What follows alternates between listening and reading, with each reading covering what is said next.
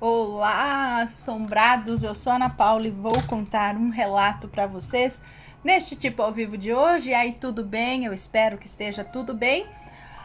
Já vou pedindo para você deixar o seu like, não se esquecer de fazer uma visitinha à Loja Assombrada e também não se esqueça que as lives ocorrem de segunda a quinta às 9 da noite, não mais às 10, às 9, tá? Combinado? 9 horas da noite. Então vamos lá para o relato de hoje, que é este daqui. Premonição de um crime. Vamos ver. É uma moça que nos conta. Olá, Ana, me chamo fulana. Deixa eu só deixar mudo o microfone aqui. Me chamo fulana, mas pode me chamar de Beltrana, só para variar. Eu estava ouvindo uns relatos sobre sonhos e me lembrei de um que eu tive quando eu era criança, que me aterrorizou por anos. E só depois de muitos outros anos eu descobri o significado dele. Todos os nomes de pessoas, lugares, já tá tudo trocado. Pode ler tranquilamente. Ok. Eu tinha 7 ou 8 anos, não sei a idade exata, mas lembro de contar o sonho para minha professora, que foi a mesma do primeiro e no segundo ano. Então, não sei precisar o ano, mas foi em 88 ou 89. Hoje eu tenho 39 anos. O sonho era o seguinte: esse sonho aconteceu num domingo ou num feriado, pois o meu pai estava em casa e o sonho foi com ele. Eu era mais velha, parecia ter uns 14 ou 15 anos no sonho. Minha casa era grande, numa chácara talvez, e tinha mais gente lá. Mas, eu não deixei mudo, achei que eu deixei, não deixei. Tinha mais gente lá, mas eu não sabia quem eram. Pareciam da família, mas eu estava ajudando minha mãe a arrumar a cozinha para preparar o almoço. Minha mãe estava com um ar preocupado, mas não falava nada. De repente, chega 3 homens em casa. Um deles parecia familiar e tinha cabelos claros e os olhos de um azul incrível. Mas eu não sabia de onde poderia conhecê-lo. Eles diziam que eram amigos do meu pai e vieram ajudar a cavar o poço. Minha mãe abriu um sorrisão e logo foi passar um café para os amigos. Eles sentaram-se à mesa, tomaram café, comeram pão, bolo e eu notei a cicatriz na testa do João. Curiosa, perguntei como havia acontecido e ele disse que quando criança levou um coice de um cavalo. Guardem essa informação. Pediram licença para poder ir para o fundo da casa onde o poço seria cavado. Minha mãe os levou até lá e voltou. Ana, eu me lembro do cheiro da comida. Eu lembro do cheiro da gordura de porco esquentando para fazer o feijão, do fígado acebolado. É tudo extremamente nítido na minha cabeça até hoje. Eu lembro até das cores dos armários, da mesa de madeira, do assoalho de madeira que estava com uma mancha de querosene bem embaixo da mesa. Voltando ao sonho. Minha mãe mandou que eu levasse água para os amigos. Levei e vi eles cavando o buraco. E aquilo me deu uma sensação ruim. Darei os nomes aqui de Paulo, André e João, que era aquele que me parecia familiar. Perguntei se o conhecia de algum lugar e ele respondeu que não. E imediatamente os outros 2 fecharam a cara. Pediram para deixar a garrafa num canto e para que eu não os incomodasse, que se precisassem de alguma coisa eles iriam até a casa. Voltei para casa e podia ouvi-los cavando. Às vezes chegava um pouco perto e ao ver aquele buraco eu tinha um aperto no peito. Perguntei para minha mãe se ela os conhecia. Ela disse que não, mas que o meu pai havia dito que ia arrumar uns amigos para ajudar a cavar o poço. Só achava estranho isso ser feito durante a semana e não no sábado, pois o pai estava trabalhando fora o dia todo e deixar todo o trabalho para os amigos não era certo, né? Não era justo. Bom, o dia passou e o pai chegou em casa. A janta estava pronta, só esperando por ele para ser servida. Ele chegou com mais uma pessoa, um jovem que julgo ser um parente. O pai estranhou a visita e eles esclareceram que o senhor Danilo o mandou para ajudar a cavar o poço. É isso? Bom, ele queria ir ver o trabalho que haviam feito, mas o Paulo disse para irem depois da janta. antes que ela esfriasse, pois estavam todos famintos depois de tanto trabalho, né? Sentamos todos à mesa, comemos, isso tudo no sonho, tá? Sentamos todos na mesa, comemos e eu estava como uma criança. Sentamos todos à mesa, comemos e eu estava com uma criança no colo. Eu não prestava atenção na conversa, mas de repente o clima ficou tenso. Paulo se levantou e trancou a porta e sacou uma arma. E aí começou um tiroteio. André e João também começaram a atirar. Eu levantei e saí correndo com a criança no colo e consegui escapar. Deixaram o pai por último e o levaram até o buraco que abriram, que ficaram abrindo o dia todo. Aquilo era uma cova e jogaram ele lá dentro. E mataram ele. Toma cuidado para não virar proibidão. Nessa hora eu acordei, fui desesperada até o quarto dos meus pais que ainda dormiam, contei o sonho em detalhes em meio ao choro. Eles me acalmaram, disseram que foi só um pesadelo, que nem poço a gente tinha para cavar. Fui me acalmando, mas não consegui voltar a dormir. Eu sentia um medo e uma angústia muito grande e por muito tempo fiquei com receio de que alguma coisa pudesse acontecer ao meu pai e à minha família. Anos se passaram e eu estava agora com 12 anos. Quase todo ano viajávamos para a casa da minha avó, que ficava no interior de outro estado. Era uma viagem longa, de umas 15 horas num ônibus. Dessa vez fomos eu, meus 2 irmãos e minha mãe. Meu pai iria 15 dias depois, pois mudaram as férias dele. Porém, dessa vez faríamos uma parada na capital, antes de seguir para o interior. Iríamos visitar o irmão mais velho da minha mãe. Minha mãe era a caçula de 6 filhos e única filha. Eu conhecia apenas 3 dos meus tios e iria conhecer mais um. Estava empolgada, achei que ficaríamos na casa dele, mas não, ficamos na casa do tio Zeca, que eu já conhecia. Almoçamos, descansamos e no dia seguinte, cedo, iríamos ver o meu tio. Eu não sabia nada sobre ele, apenas que ele era policial.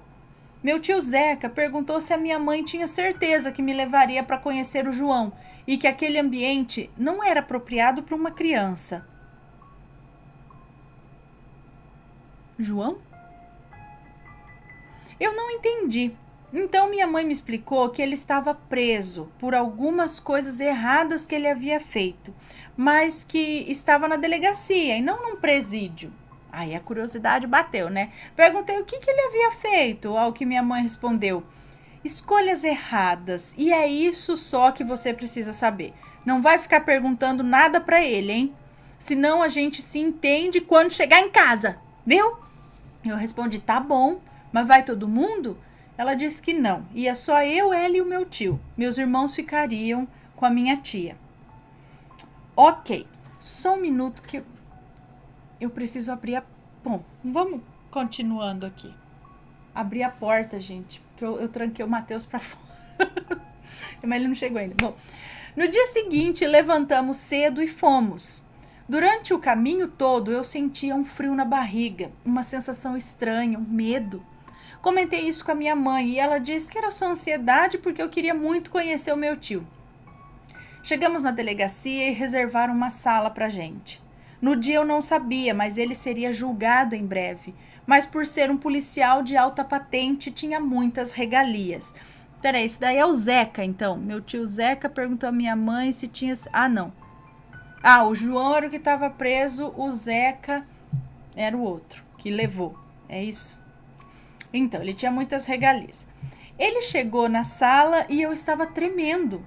Ele cumprimentou meu tio e minha mãe, mas era um pouco estranho. Nem parecia que eles eram irmãos que não se viam há muito tempo, sabe? Era frio, como se aquela visita fosse assim, uma obrigação e não por desejo de reencontrar o irmão. Então ele veio me cumprimentar, percebeu que eu estava nervosa e tentou me acalmar. Foi quando reparei na cicatriz da testa dele. Aquilo veio como um soco no meu estômago e quase caí para trás. Perguntei como ele tinha feito aquela cicatriz. Tive até medo da resposta, mas ela veio como outro soco. Foi um coice de cavalo que eu tinha quando eu tinha sua idade. Ana, eu não tive mais reação nenhuma. O sonho de 4 ou 5 anos atrás voltou como uma bomba. Eu empalideci, eu suava frio. Eles perceberam, perguntaram se eu estava bem. E eu disse que era o calor. Sempre tive pressão baixa no calor e naquele dia estava muito quente. Minha mãe percebeu que não era isso, mas não falou nada. Ficamos lá por cerca de 1 hora, eu não falava nada, eu apenas respondia automaticamente o que me perguntavam. Eu não conseguia prestar atenção em nada na conversa. Nos despedimos e fomos embora. Eu não sabia nem o que estava sentindo aquela hora. No carro, minha mãe perguntou se eu estava bem, e eu, sem tirar os olhos da janela, respondi: lembra aquele sonho que eu tive quando eu era criança? Aquele pesadelo com o pai? Ela respondeu: mais ou menos, por quê? E aí eu disse: nada, é que eu lembrei dele.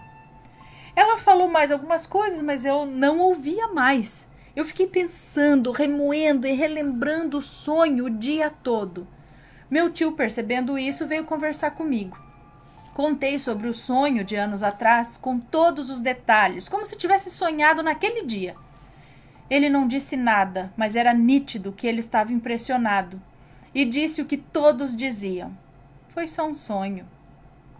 Perguntei de novo o que o meu tio fez para estar preso e ele não respondeu. Minha mãe pediu para que eu não falasse desse sonho para ninguém, mas não me dizia o porquê, e isso me deixava mais intrigada ainda.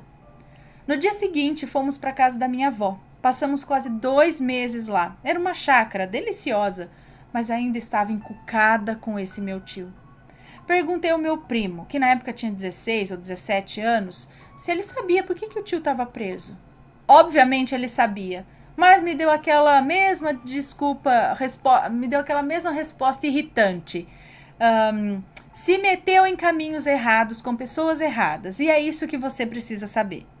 Parecia uma resposta ensaiada, sabe? Aquilo me dava uma raiva e deu o assunto por encerrado. Assim que tive uma oportunidade, perguntei para o meu tio Carlos e, obtendo a mesma resposta, resolvi contar a ele sobre o meu sonho.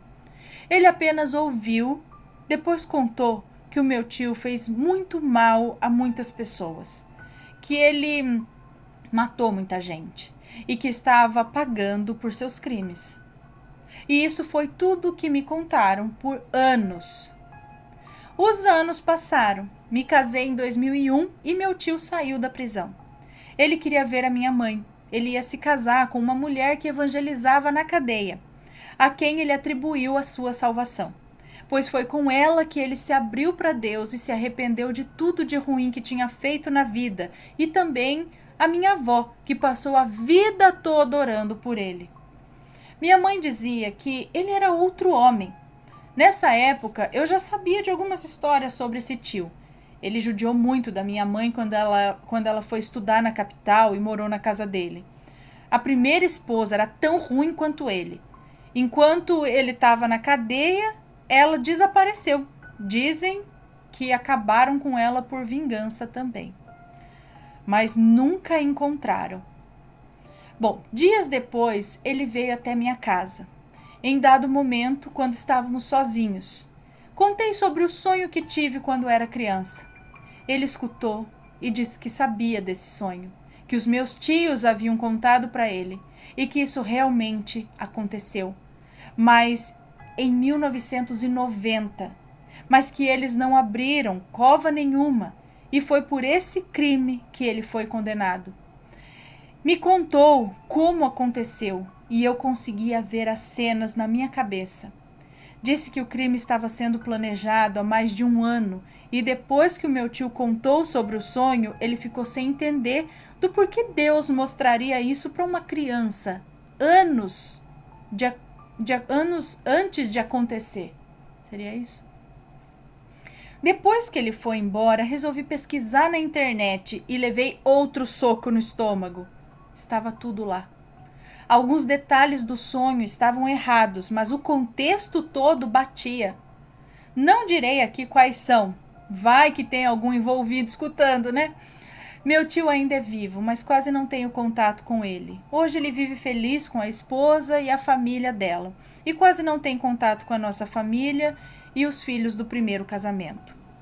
E não, quase não tem contato com a nossa família, e os filhos do primeiro casamento o renegam até hoje. Espero que ele tenha se arrependido de coração de tudo que fez. Até hoje, isso me intriga bastante. Obrigada por ler meu relato, Ana. Beijos para você e para a família Assombrado. Um beijo para você, muito obrigada por contar a sua história. Então, o sonho que ela teve foi muito parecido com o que realmente aconteceu. É como ela disse, um detalhe ou outro não está correto, mas o contexto é exato, praticamente. Inclusive, é como se ela tivesse visto isso no sonho dela pelos olhos de uma outra personagem que estava na história, sabe? Isso é um sonho, um sonho premonitório, Meu irmão uma vez também sonhou que ele sonhou o seguinte, olha só, veja bem, ela sonhou com isso, mas isso não aconteceu com ela, não aconteceu com o pai dela, né? Como estava no sonho. Meu irmão sonhou uma vez que ele estava num carro branco, em alta velocidade, sentado do lado do passageiro e o motorista aqui do lado dele. E esse carro corria. E ele olhava pro rapaz e falava, vai devagar, você tá correndo muito. E o cara parecia que tava meio desesperado, meio assim, correndo. E aí, ele falou, cara, você vai bater, cuidado. E o meu irmão no carro, no sonho, no carro do motorista, nesse carro branco. E aí ele reparou que ele passou do lado de um posto de gasolina, algo assim, não sei se eu lembro exatamente. E a hora que ele olhou pra frente, veio um carro aqui e eles bateram o carro de frente nesse outro carro que estava cruzando a frente deles. Pronto, esse foi o sonho. Não sei quanto tempo depois que ele teve esse sonho, ele me levou para São Paulo. A gente ia para a Avenida Paulista pegar uns ingressos, negócio. Eu tinha uns 14 anos na época e tava ele no carro da época, acho que era um Uno, não sei, minha cunhada e eu no banco de trás. E ele tava parado num semáforo com um posto de gasolina lá na outra esquina, era um cruzamento. Posto lá naquela esquina, o cruzamento, ele ia pra cá. Aí o sinal abriu, verde. Aí ele foi indo. No que ele foi indo, ele viu um carro branco vindo acelerando. Viu o posto de gasolina e na hora, sabe, em uma fração de segundos, ele lembrou do sonho e acelerou o carro, porque ele falou, vai bater, esse cara não vai parar no sinal, ele vai vir com tudo e vai bater. Sabe, meio que lembrou do sonho e acelerou pra passar mais rápido, porque eu falei, ele vai passar o sinal, ele não vai parar. E realmente o cara passou, era um carro branco e bateu no carro, pegou atrás, pegou do meu lado. Se ele não tivesse, talvez, lembrado do sonho e dado uma aceleradinha a mais, em vez de pegar na parte de trás, poderia pegar em cheio do lado da minha cunhada, que estava grávida. Então, mas ele falou, Ana, foi o sonho que eu tive. Só que no meu sonho, eu tava no banco do passageiro do carro que bateu. Aí o cara fugiu. Ele deu ré e fugiu. Depois foram descobrir que era um carro roubado lá em Curitiba, que tava em São Paulo, e sei lá o que o cara tava fazendo, porque ele tava, né, passou o vermelho correndo, não sei se também já tava fugindo, era um carro roubado. E aí meu irmão teve esse sonho, tendo a visão de dentro Gente, então aí ele viu batendo no carro dele mesmo, eu não sei, umas doideiras, uns negócios que pai que tem nesse mundo, esses sonhos premonitórios. E ela sonhou com um acontecimento muito triste, mas sonhou. Bom, se você já teve um sonho premonitório, manda a sua história pra gente. E se for comentar, sempre com respeito, ok? Pessoal, um beijo pra vocês, a gente se vê num próximo relato. Beijos e fui!